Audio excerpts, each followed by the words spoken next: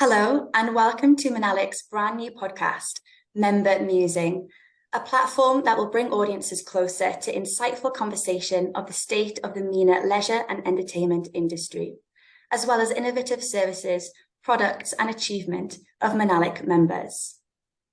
Today, I'm honoured to be speaking with Mike Rigby, Executive Vice President of Middle East and India, Whitewater, and Chairperson of Menalac Events Committee. Welcome, Mike. Thank you so much for joining me on Menalac's very first podcast episode. Thank you so much. A pleasure to be here. Now, if you follow Menalac's social media handles, you'll be aware of the excitement surrounding the upcoming 5th annual award show scheduled on the 15th of March. Mike, as the starting point for today's conversation, could you tell us more about the purpose of the award show and how it's evolved since its debut edition in 2018? So within the Middle East, I think we're in a super luxurious position of enjoying a whole host of venues that are world-class and on a par with anything you will see from a leisure perspective. Be that the theme parks, be that the water parks, the family entertainment centres, the cinemas, the mixed-use developments that combine F&B with leisure and entertainment, and even sort of new areas of leisure, such as the malls, which when I look at Dubai Mall, where else in the world has an aquarium in a mall? Where else has a ski slope like Mall of the Emirates does? So I think the whole intent of the Menalac Leisure and Entertainment Awards was to recognise the efforts of the local operators and also the international suppliers that are looking to ensure that this market is at the forefront of the global industry. So initially, this was an idea to recognise our members and also the operators and suppliers who are working in this region. And since the inauguration in 2018, it's just gone from strength to strength. So year one, we had around 20 categories, and I would sort of say we had probably 100 different nominations, and that every year on year, has increased. And over time, that's led to us having to increase the amount of categories to ensure that we are encapsulating such a broad variety of offerings, but also the amount of nominations, the amount of interest we now receive for these awards is it's very impressive. And I think it gives the opportunity for all our operator and supplier members to showcase all the hard work they're doing both in this region and globally. So I like to think it's adding value to the industry as a whole. Indeed. So you've just mentioned there, sort of over the past 5 years, how there have been more categories added each year. This year, as far as we know, there are 29 award categories and 2 new ones have been added for 2023. So could you tell us a bit about these new categories and the reasoning for adding those? Of course. So it has certainly been evolving, the categories. Every year, we sort of see all these new exciting developments. And sometimes once we reflect on the awards, we're feeling that things are being missed out and certain incredible venues and developments have not had the opportunity to fit within a certain category. So it certainly is work in progress as we look to evolve to make sure that we are covering the market as it evolves itself. So our base offering does cover, best theme park, best water park, best FEC, new products. There are individual awards for individual personalities, be that from the Hall of Fame to key members of the region that have contributed hugely to the success, both from a safety and operations and a leadership perspective. In terms of the new awards, you are correct. We have added 2 this year. And one of those is to look at the best integrated leisure destination. So the intent of that is, as the market is changing, we've seen communities investing more in leisure. We've seen more and more projects in resorts. I know from a Whitewater perspective, in the last sort of 24 months, we've inaugurated great projects at Jungle Bay, Western Minaseaki. Just this month, we've opened a new small water park at JA Resort. And previously, these would not be considered in any category. So as I say, so as the malls, as the shopping centres, as communities, as these resorts increase their offering, we want to recognise that.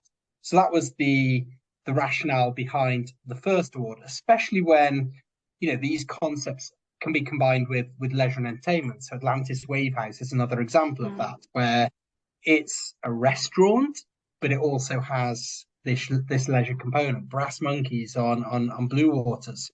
So we like to think that this category will target all these new types of developments.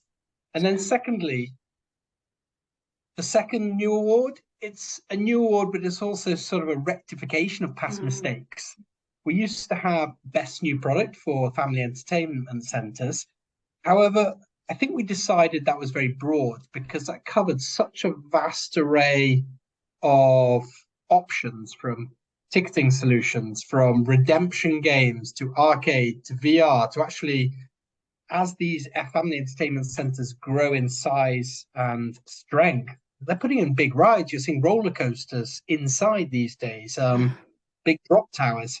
So I think we've now split that existing best new product for FEC into two categories. So one of those will be best new product for arcade, VR, redemption, and novelty.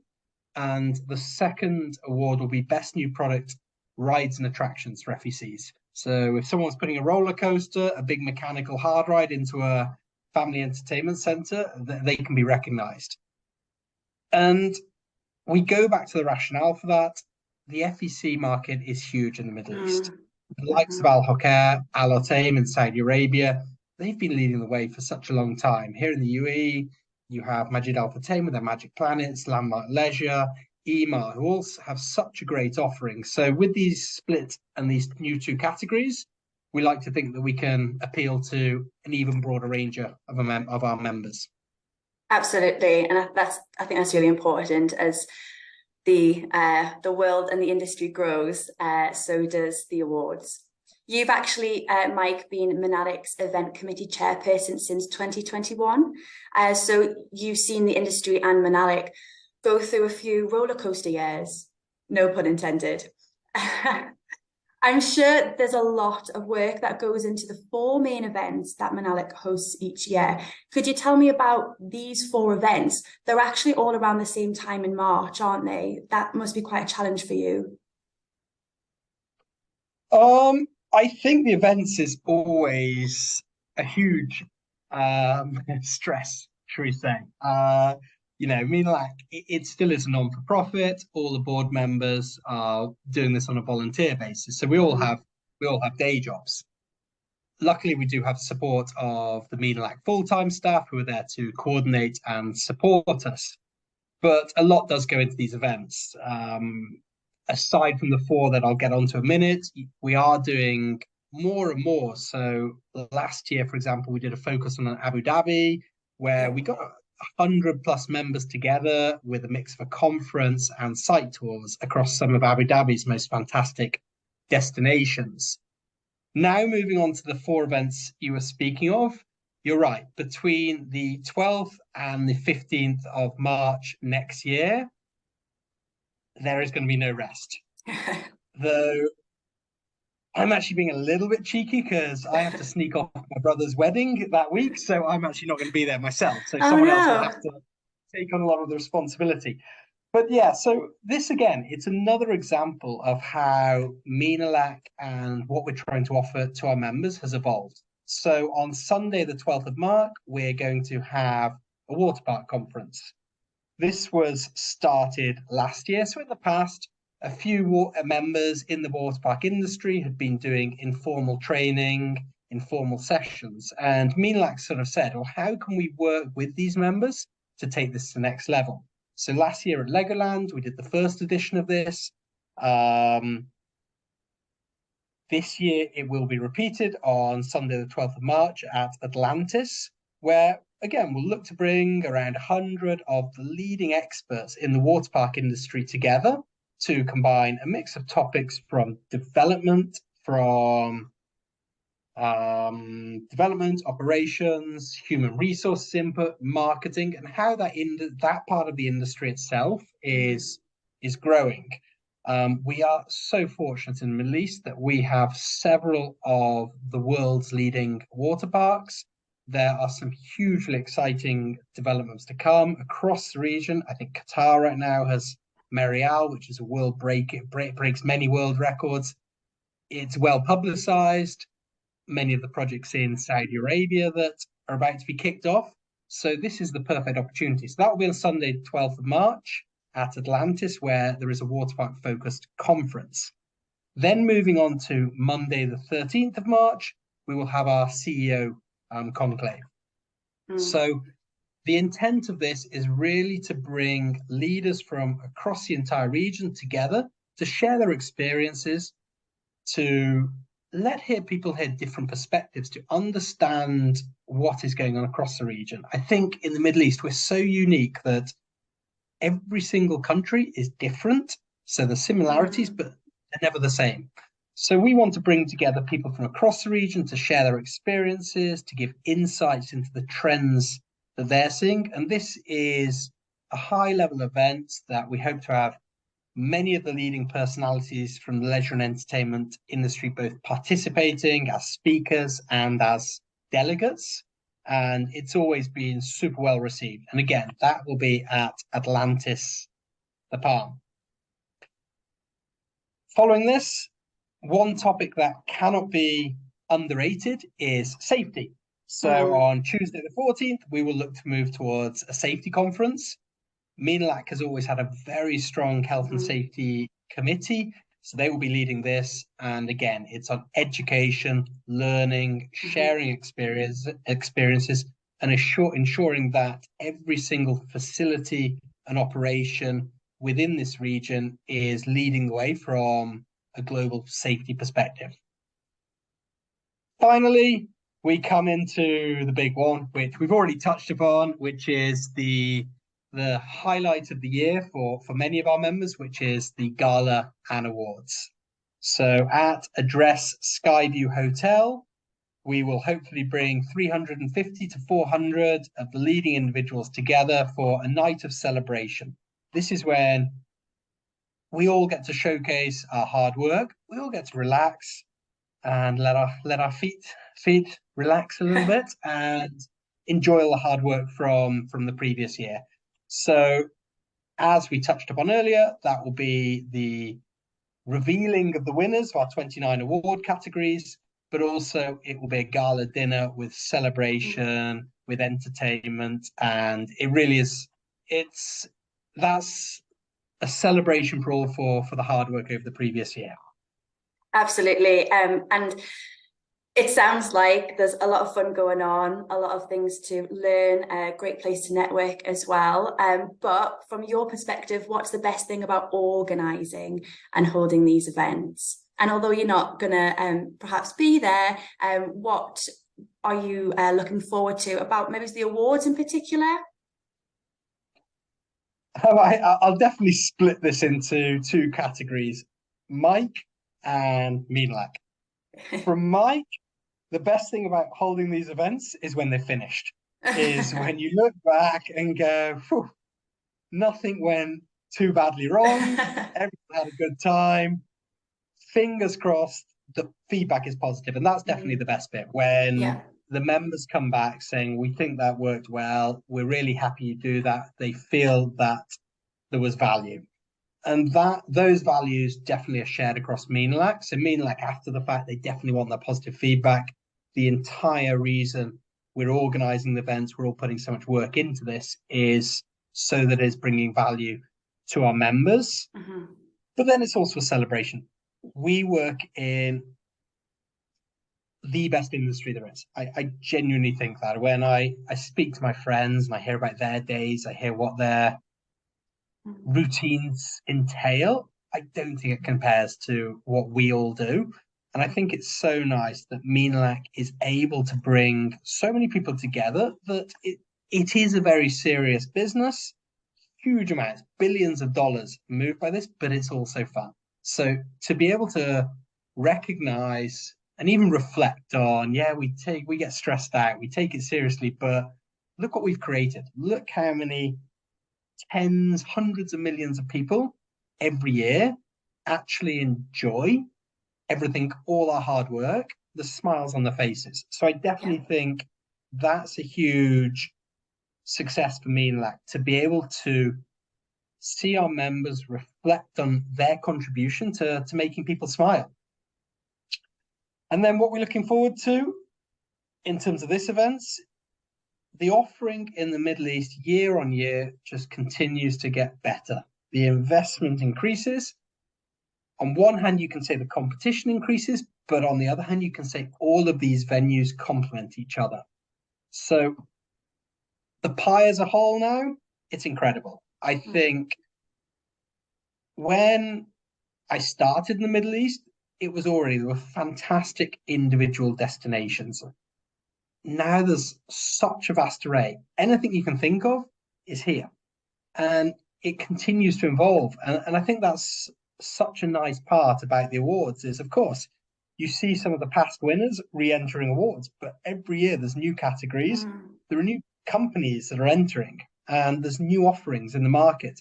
So I think it's a great opportunity to be able to see what is new, to be able to see the people who've taken these chances and have risked their own investments and their own reputations by trying something new being recognized. So that's what I look forward to. I look forward to seeing what is new, how the boundaries have continued to be pushed, and it just gets me excited for the following year to see what will continue to come. Wonderful, and it's so lovely to hear your passion working in the industry and everyone else within it as well. Finally, Mike, before we go, perhaps you've already touched a little bit upon this. I'd like to know what will the world of entertainment see in 2023? Any spoilers? The leisure and entertainment industry, it's had a couple of tough years. COVID was we were one of the industries hit the hardest, where we want to bring people together. We want crowds, we want groups. So all of a sudden, when you have a global pandemic that is saying, well, actually, we need to reduce numbers, we need to stay inside, we need to socially distance, that's not great for what we do. However, I think anyone currently in the Middle East will see that the place is booming right now. On a daily basis, we're seeing announcements from the various governments, Vision 2030 in Saudi Arabia, Vision 2040 in Dubai, that is striving to increase tourism, and leisure is at the forefront of that. So I really think our operators will hopefully see, continued success post-COVID. I think people have come back stronger. People recognize, they see everything they have on their doorsteps. They want to experience it. So I think all the existing offerings will continue to succeed. And then it is about all that's new. I touched upon before the new water park in Qatar at Merial, which will break numerous world records. Just last week, Ferrari World announced their new roller coaster that's opened, Mission Ferrari, I believe. And from what I understand is that more and more is coming. Even Atlantis, they've got this balloon experience that's just launched. So I think so much is just in the pipeline. So much is going to come. And I think we're all going to be blown away by all these new offerings that are available to us. And then we just look at the region as a whole, it's a focus. Saudi Arabia, entertainment, what's being placed, the value that's being placed on that sector is huge. We're going to see those projects progress.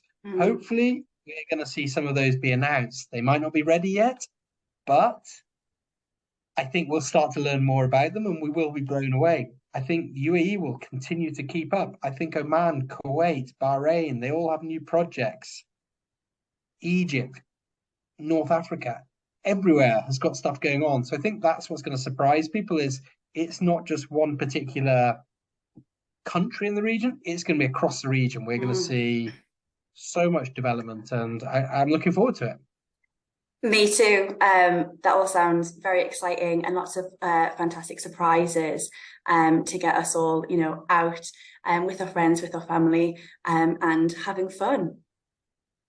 That's the intent. Yeah, let's get on and Mike, smile. thank you so much for joining me, Mike, on Menalac's podcast series. It's been so interesting hearing about the Menalac Awards from you, and it's certainly making me eager to see its success on the 15th of March. Inshallah, fingers crossed. To our Thanks so much. audience, thank you, Mike. To our audience, I encourage you to head straight to the website, which is www.menalac.org, to learn more about the awards, particularly how to nominate yourself, how to become a sponsor, and of course, how to grab that all-important ticket to the event. You can also find this information via links on Menalac's social media pages, which are in the description section below this video. Thank you to our audience for joining us, and stay tuned for the next episode of Member Musing. See you soon.